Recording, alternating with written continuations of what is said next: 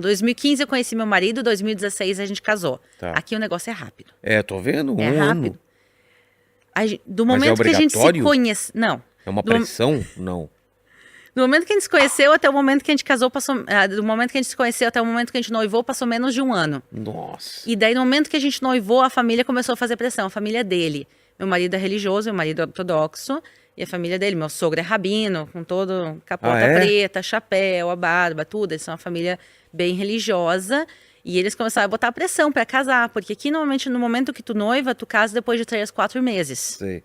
E eu disse, gente, eu não tenho como organizar um casamento em 3, 4 meses, vai com calma. E daí eles, não. Eu disse, não.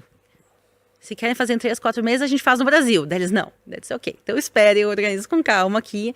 E daí a gente noivou em março. E o casamento foi em dezembro, sob fortes protestos dos meus sogros, porque demorou tanto tempo. Aqui, muita gente, quando namora, a galera já pensa em casamento. Então, tem essa questão de valores familiares, o pessoal quer casar, o pessoal quer ter filhos. Então, é uma coisa normal de namorar alguns meses, noivar e casar é uma coisa de tempo curto, assim. Aquela coisa que a gente vê, às vezes, no Brasil, de namorar 9, 10 anos, aqui não existe. Não existe isso. Não, aqui, assim, é normal. Assim. Para o pessoal ortodoxo, entre o momento de se conhecer e casar, às vezes pode passar 3 meses, 6 meses. Caramba. E o pessoal que não é ortodoxo, às vezes pode passar 1 ano, 2 anos, 3 anos, mas assim, se tu tá 3 anos juntos e não noivou, às vezes o pessoal já começa a olhar estranho. Então aqui é bem, o pessoal é rápido. E de costume você sentiu muito de alguma coisa muito diferente por serem ortodoxos ou não? Então minha família, eu sou judia, minha família é judia, então eu tô acostumada. Obviamente eles são mais religiosos, então sempre tem também questões de negociação na família. Quando a gente foi casar, por exemplo, meu marido veio para mim e disse, olha, eu quero que o meu pai nos case. O pai dele é rabino, o pai dele fez centenas de casamentos na vida, e ele olhou para mim e disse, olha, eu quero que meu pai nos case. Eu disse, olha, não era a minha primeira ideia, não tem problema nenhum. Então a gente teve que negociar, obviamente, conversar. E chegar, eu acho que ao meio termo também, chegar a uma maneira que todo mundo fique feliz. Por exemplo, nos casamentos ortodoxos aqui, homens e mulheres dançam separados. Tu tem o salão de festas, tem literalmente um biombo que divide o salão. Sério? De um lado, sim, de um lado dançam os homens, do outro lado dançam as mulheres. E se a dança é mista, os religiosos normalmente não vão dançar. Entendi. Então, o que a gente fez pro meu casamento? A gente tinha o biombo, de um lado homens, do outro lado mulheres, fez 1, 2 rodadas de dança, sentamos para comer e depois que levantamos da comida, tiramos o biombo e todo mundo dançou junto. Então tinha. Podia? Então, tem gente que não. Quem não se sentia à vontade. Quem não se sente à vontade tá. teve essa oportunidade. Então, Entendi. eu acho que também isso de fazer casamentos de culturas diferentes. Então, minha família é uma família judia brasileira, não religiosa. A família dele é uma família israelense, de rabinos. O pai dele é rabino, o tio dele é rabino, o avô dele foi rabino-chefe no norte de Israel. O tio dele hoje em dia é rabino-chefe. Então, eles são uma família de muitas gerações de rabinos, uma família tradicional. Então, quando eu acho que tem essa relação de famílias diferentes, mesmo dentro da mesma religião, com tradições tão diferentes, eu acho isso importante a conversa. Então, olha, vai ter a dança separada para a família dele poder dançar também separado, e depois vai ter dança junto para a minha família que prefere dançar junto. Então, a gente teve tudo isso, a gente teve que fazer todas as negociações pré-casamento. Mas tem coisa aquela coisa que a gente vê de a mulher andar atrás, não tem... Vou dizer o seguinte... Não tem essas regras? Não. Ou é viagem que a gente... Então, vou dizer que muito do que se fala é fake news. Ah, é? Então, não sei quanto a gente pode falar aqui no podcast, mas não sei se tu já ouviu falar. Tem uma história que eu ouvi falar, às vezes, no Brasil, que os judeus ortodoxos têm relações através de um buraco no lençol. Não sei se tu já ouviu falar disso. Eu não tinha ouvido falar, não. Mas não. É verdade, claro. Você me falou claro aqui antes que inclusive o tamanho do buraco do lençol depende do Então, do marido. o pessoal que está assistindo, deixa aqui nos comentários se vocês já ouviram falar disso, pelo amor de Deus, para não ser a única que fala disso aqui. Então, deixa nos comentários se vocês já ouviram falar disso. Você tinha ouvido falar isso já? Bastante. Judeu enterrado de pé. Isso é uma coisa. O quê? Isso é uma coisa que se fala bastante, principalmente em Portugal. Eu vi portugueses falando isso. E daí enterrado de pé, eu nunca tinha visto falar. É assim, primeiro, não, obviamente a gente não é terra de pé. E segundo, eu fico pensando assim, tecnicamente, como se faria? Imagina o trampo. Não acho que daria. Mas o que acontece é que tem muita fake news que rolam, porque o judaísmo é uma religião fechada. Eu entendo isso. Então, a maior parte das sinagogas, elas não estão abertas simplesmente para te ir, participar e conversar. E os judeus, muitas vezes, também aqui em Israel, eles não gostam de ficar se sentindo como bichos de zoológico. As pessoas vão, querem bater foto. Para eles estão na vida normal deles. Então, o que acontece é que muitas vezes as pessoas não têm informação e começam a rolar as fake news na internet, e daí tem muitos boatos que rolam sobre o judaísmo. Então, essa coisa de o judaísmo ser uma religião machista e mulher andar atrás. Mentira. Não. Vamos começar, por exemplo, no judaísmo a mulher é considerada espiritualmente mais elevada que o homem. Ah, é? Sim, por isso a mulher não é obrigada a fazer tantas coisas. Por exemplo, qual o kippá que os homens usam, solidel, para que serve? Pra lembrar que ele tá abaixo de Deus? Exatamente, para lembrar que Deus está sempre acima deles. Por que as mulheres não precisam? Porque a gente lembra sozinha. Juro por Deus. É mesmo? Então, por exemplo, aqui, aquelas fitinhas que os homens usam também. As franjas nas roupas. Isso é um mandamento bíblico, tu vai usar franja nas roupas para lembrar dos mandamentos de Deus. As mulheres não precisam ser lembradas. Então, o judaísmo não é uma religião em si machista, obviamente. Mas não pode ser rabina, mulher, ou pode? Então, esse é o segundo ponto que eu ia dizer. Primeiro, tem rabanit. Todas as comunidades, mesmo as ortodoxas, têm rabanit, mas um rabino e uma rabanit não é a mesma coisa. São funções diferentes dentro da comunidade. Mas o que eu ia dizer é que o judaísmo é que nem dizer o que os cristãos pensam. Bom, tem cristão de tudo. E também que nem dizer como é que os judeus se vestem, como é que os judeus fazem. Tem 16 milhões de judeus no mundo e tem muitos grupos dentro do judaísmo. Então, tem alguns pequenos grupos que são extremamente machistas, mas eles são a minoria da minoria. Entendi. Um exemplo é o seriado, aquele Nada Ortodoxo, é o filme Nada Ortodoxa, que mostra raspando a cabeça da mulher, e tem umas coisas, umas cenas bem chocantes, que ela caminha atrás do marido, umas coisas. Esse é um grupo judaico extremamente radical, chamado Satmar. A grande maioria dos judeus não gostam deles. Tem a ver com Hamish ou não? Não. As roupas às vezes podem lembrar, mas não. Eles são um grupo judaico, eles são algumas centenas de famílias em Israel só. São poucos. Então. São poucos. E acaba às vezes que as pessoas, isso é o judaísmo. Não, esse aqui é uma pequena minoria. E dentro do judaísmo tem muitas e muitas raízes. Então, a maioria dos judeus, a mulher e o homem têm boa relação. Tem mesmos direitos. Então, a maioria do judaísmo tem essas pequenas exceções, e o problema é que muitas vezes as pessoas olham para a exceção e acham que é a regra. Mas não tem o que fazer. Transam com um buraco no lençol. Exatamente. A Aline acabou de... Essa eu não tinha... Alguém vai pegar e recortar só esse pedaço do vídeo e postar, e vai virar de novo fake news. Que mais que você sentiu diferença aqui quando você veio aqui? A comida você já estava acostumado ou não? Não. Aqui a comida em Israel é bem mais apimentada do que no Brasil. Você achou? Eu sou gaúcha. Lá a gente pega carnes, sal crua, e terminou.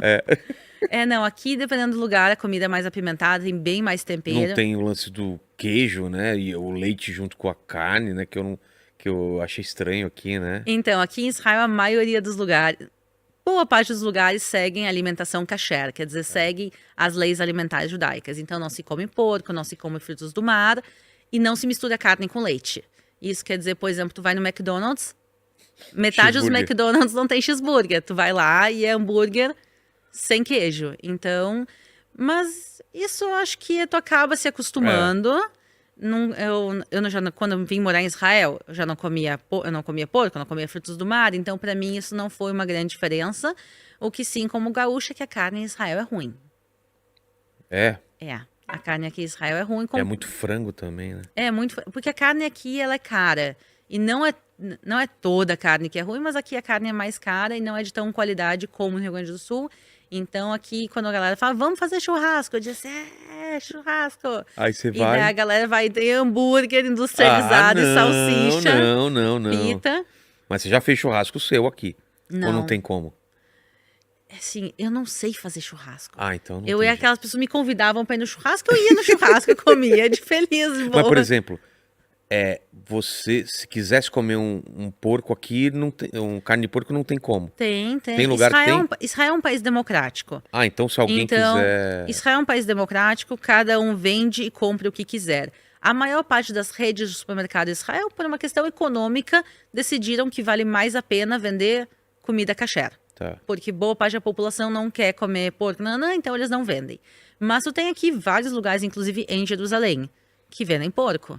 Então, tem a rua Hillel, tem hamburgueria que tem bacon. Ah, entendi. Então, se tu quiser depois comer lá, tem, quer dizer... Mas essa é a loucura de Jerusalém, né? Ela é uma cidade sagrada para as três grandes religiões, né? No mesmo lugar, assim. Judaísmo, cristianismo e os muçulmanos, né? Então, e como que é essa convivência aqui? Então, a convivência ela é bem tranquila. Eu acho que o exemplo de coexistência, eu acho que é Jerusalém. Porque as pessoas às vezes, aqui, isso, aquilo. E não, quando a gente tá aqui, eu acho que a melhor cena que tu pode ter é a esquina da terceira estação da Via Dolorosa. Por quê? Tem a Via Dolorosa que passa, então tu tem ali os grupos evangélicos indo em direção ao Jardim do Túmulo, tu tem os grupos católicos que passam orando, carregando a cruz, no meio do bairro muçulmano. Ah, E também ali, uns poucos no bairro metros... muçulmano, ó. A Via Dolorosa é no bairro muçulmano, e alguns metros depois dali, já fica a entrada do Muro das Lamentações. Porque segundo o pessoal a Via Dolorosa não é lá, né? É mais pela tradição, né? Mas não seria lá, né? Então, todo mundo concorda onde a Via Dolorosa começa. Ela começa no local do julgamento de Jesus, que fica na Fortaleza de Antônia. Se escavou, se achou a Fortaleza de Antônia. Então, o início da rua, todo mundo concorda. E esse lugar que eu falei é nessa parte. Ah, tá. E depois o caminho se divide em dois. Aí... Então, na realidade, a gente tem duas vias dolorosas em Jerusalém. Normalmente o pessoal não fala muito disso, mas a gente tem dois caminhos. Um caminho que vai para o Jardim do Túmulo e um caminho que vai para o Santo Sepulcro. Porque tem duas opções de locais onde pode ter sido a crucificação e onde Jesus pode ter sido sepultado e ressuscitado. Entendi. Então, tem essa discussão, mas toda essa primeira parte do caminho, todo mundo concorda. Tem algumas poucas coisas que todo mundo concorda. Entendi. E esse é um deles. Mas ali tem uma esquina em Jerusalém que tá o pessoal judeu indo pro Muro das Lamentações orar. De repente passa a galera carregando a cruz e orando em polonês. Depois tem os muçulmanos caminhando para a mesquita, que ali pertinho também ficam algumas das entradas para o Monte do Templo, para a mesquita de El-Aqsa. Então tu vê todo mundo caminhando, todo mundo de boa, ninguém repara em nada. E para as pessoas é normal, tu vê os muçulmanos de Jerusalém vendo a galera carregar a cruz, nem olha, assim, é normal. Normal, né? Normal. A gente então... teve... eu tive azar de pegar 2 dias de chuva, né? Pesado aqui. A gente tava lá no domo da... É muçulmana aquela parte, né? Sim. E lá aí já não pode nem encostar, né? Tipo, eu e minha mulher não podia andar de mão dada, e o pessoal separa. Pra tirar foto você não pode... Sim, então esse é o Monte do Templo, que é o local onde ficava o Templo de Jerusalém, o Templo de Salomão e depois o segundo templo. Foi destruído e depois, lá no século VII, se constrói aquele domo da rocha, que é aquele domo dourado, e a mesquita de El-Aqsa. E esse lugar passou de mão em mão, muitas vezes ao longo dos séculos. E hoje em dia ele está de controle de uma organização muçulmana jordaniana. Então é uma questão política lá. E eles que colocam as regras lá. Exatamente. Quem coloca as regras hoje em dia é o Waqf, que é uma organização muçulmana, e aí é Ala Islã. Exato. Então, homem e mulher não pode se tocar, Cobrir não a pode cabeça. Não é obrigatório para as mulheres cobrirem a cabeça, não. Mas eles olham às vezes meio eu tava torto. com essa, eu ia sair do hotel. Você já riu, né? Eu saí do hotel com essa calça aqui, o pastor falou, acho melhor colocar uma outra. Aí eu fui com uma toda preta. Pô, não sei, mas pode ser que encrenquem com isso, né? Às vezes eles encrencam. Então, lá em cima também não pode subir com nada que não seja muçulmano. Então, tu não pode subir com uma Bíblia, cruz, com uma cruz, qualquer símbolo religioso, estrela de Davi, nada. Então, tu não pode subir com nenhum símbolo religioso que não seja muçulmano. Não pode subir com bandeira, nem bandeira do Brasil. O quê? Não pode? Vira e mexe lá, dá problema, porque os grupos brasileiros adoram levar bandeira. Então, eles chegam lá na entrada e a segurança confisca as bandeiras, depois devolve na saída. Mas assim, eles confiscam as bandeiras. Por quê? Porque eles acham que é religioso ou não? Porque eles implicam com tudo. Sinceramente, faz parte. Sinceramente não tem motivo. Se dá pra dificultar, né? Então assim, é aquela coisa assim, podia ser mais tranquilo, não precisa.